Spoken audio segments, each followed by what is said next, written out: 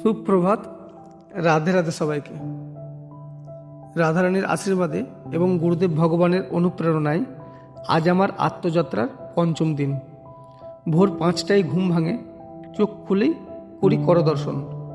মনে মনে কৃতজ্ঞতা ও প্রণাম জানাই 5 জন ভক্তকে। শ্রী হরিদাস জি কি জয়, হরিরাম ব্যাস জি কি জয়, শ্রী নাগরি দাস জি কি জয়, শ্রী ধূপদাস জি কি জয়, গুরুদেব ভগবান শ্রী প্রেমানন্দ মহারাজ জি কি জয়।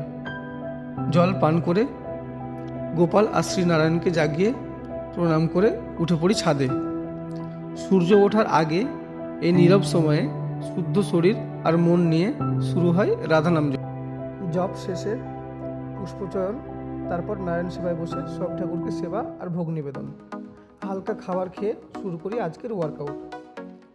5 দিনে শরীর আর মন দুটোই প্রশ্ন করতে শুরু করেছে, এত কষ্ট কেন?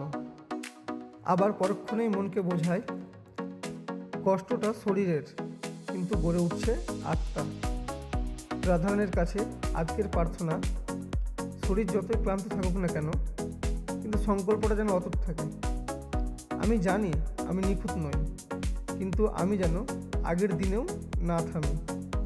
এই মানসিক ও শারীরিক শক্তিটুকু তুমি আমাকে প্রদান করো, যাতে আমি এই যাত্রা চালিয়ে যেতে পারি। আর এই বলেই শেষ করি 45 দিনের আত্মযাত্রার পঞ্চম দিন। সবাই ভালো থাকবেন। রাধে রাধে।